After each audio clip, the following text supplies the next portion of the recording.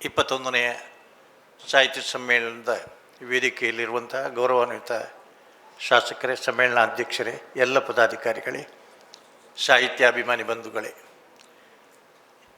ಶಿಕ್ಷಣ ಸಂಸ್ಥೆಯಲ್ಲಿ ಕ್ರಿಯೇಟಿವ್ ಶಿಕ್ಷಣ ಸಂಸ್ಥೆಯಲ್ಲಿ ಕಳೆದ ಕೆಲವು ದಿವಸಗಳ ಹಿಂದೆ ಈ ಕಾರ್ಯಕ್ರಮದಲ್ಲಿ 3 ದಿವಸದ ಕಾರ್ಯಕ್ರಮದಲ್ಲಿ ಮಧ್ಯದ 1 ದಿವಸದ ಕಾರ್ಯಕ್ರಮಕ್ಕೆ ನಾನು ಅತಿಥಿಯಾಗಿ ಬಂದಿದ್ದೆ.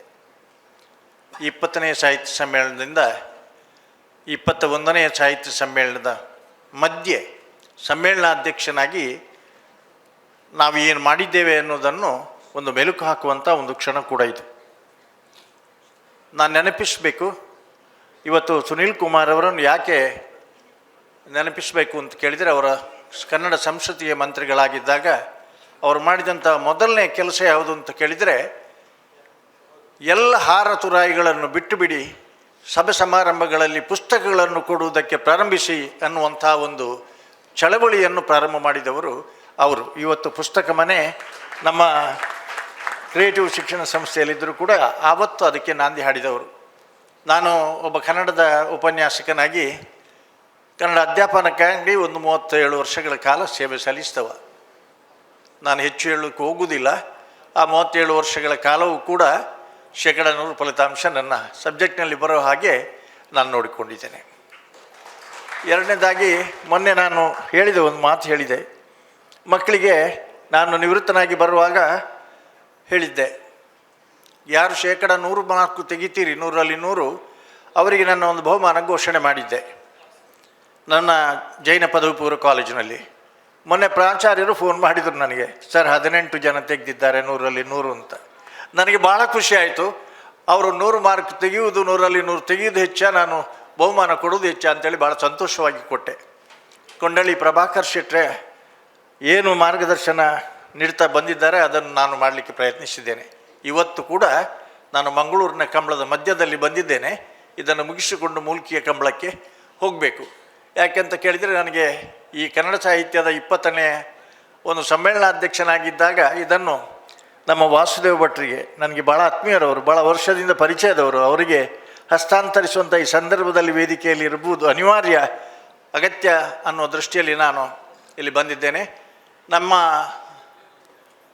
ಈ ಮುಂದಿನ ನಾನು ಏನೇನು ಸಾಧನೆ ಮಾಡಿದ್ದೇವೆ ಅನ್ನೋದರ ಬಗ್ಗೆ ನನಗೆ ಅಷ್ಟು ತೃಪ್ತಿ ಇಲ್ಲ.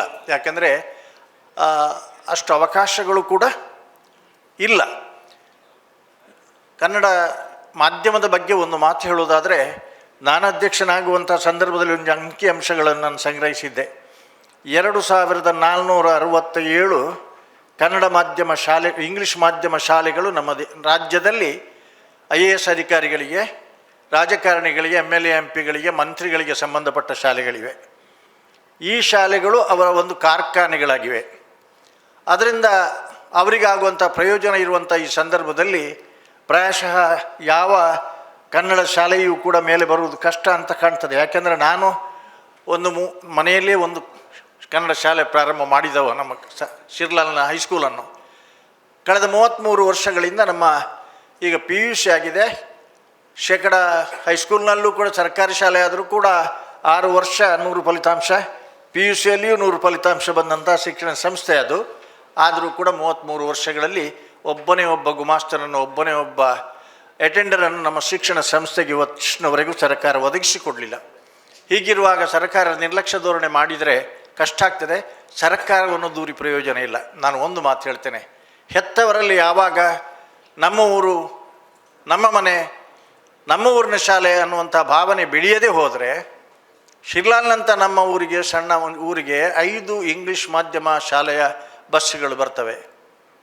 ಆಂಗ್ಲ ಮಾಧ್ಯಮ ಶಾಲೆಯ ಬಸ್ಸಿಗೆ ತಮ್ಮ ಮಕ್ಕಳನ್ನು ಹತ್ತಿಸುವುದೇ ಒಂದು ದೊಡ್ಡ ವಿಚಾರ, ಅವರನ್ನು ಮನೆಗೆ ಕರ್ಕೊಂಡು ಬರುವುದೇ ಒಂದು ದೊಡ್ಡ ವಿಚಾರ ಅನ್ನುವ ಭಾವನೆ ಎಷ್ಟವರೆಗೆ ನಮ್ಮ ಹೆತ್ತವರಲ್ಲಿ ಇರ್ತದೋ, ಕನಿಷ್ಠ ಪಕ್ಷ ಮಾಧ್ಯಮ ಒಂದು 4ನೇ ತರಗತಿವರೆಗಾದರೂ ಕನ್ನಡ ಮಾಧ್ಯಮದಲ್ಲಿ ಕಲಿಯುವಂಥ ಒಂದು ಅವಕಾಶ ಸಿಕ್ಕಿದರೆ ಪ್ರಾಯಶಃ ಒಂದೊಂದು ದಿನ ಕನ್ನಡ ಉಳಿಬೋದು ಅಂತ ಕಾಣ್ತದೆ. ಇಲ್ಲದಿದ್ದರೆ ಸರ್ಕಾರ ಏನು ಮಾಡ್ತದೆ, ಅಲ್ಲಿ ಕಡಿಮೆ ಮಕ್ಕಳಿದ್ದರೆ, ಸಂಖ್ಯೆ ಇದ್ದರೆ ಆ ಪಕ್ಕದ ಶಾಲೆಗೆ ಅದನ್ನು ವರ್ಗಾಯಿಸಿ, ಈ ಶಾಲೆಯನ್ನು ಮುಚ್ಚಿ ಅಂತ ಅದರ ಅರ್ಥ.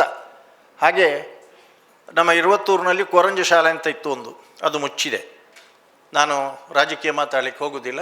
ಆದರೆ 20ನೇ ಕನ್ನಡ ಸಾಹಿತ್ಯ ಸಮ್ಮೇಳನದ ಅಧ್ಯಕ್ಷ ಆದಾಗ ನನಗೆ ಒಳ್ಳೆಯ ಗೌರವ ಸಿಕ್ಕಿದೆ. ಅದನ್ನು ಉಳಿಸ್ಕೊಳ್ಬೇಕು ಅನ್ನೋ ನಮ್ಮ ಪ್ರಯತ್ನವನ್ನು ನಾವು ಮಾಡ್ತಾ ಬಂದಿದ್ದೇವೆ. ಮುಂದಿನ ಅವಧಿಯಲ್ಲಿ ವಾಸುದೇವ ಭಟ್ ಅವರು ಇದನ್ನು ಒಳ್ಳೆಯ ರೀತಿಯಲ್ಲಿ ನನಗಿಂತ ಹೆಚ್ಚು ಸಮರ್ಥವಾಗಿ ನಿರ್ವಹಿಸಬಲ್ಲರು ಅನ್ನುವಂಥ ಆತ್ಮವಿಶ್ವಾಸ ನನಗಿದೆ.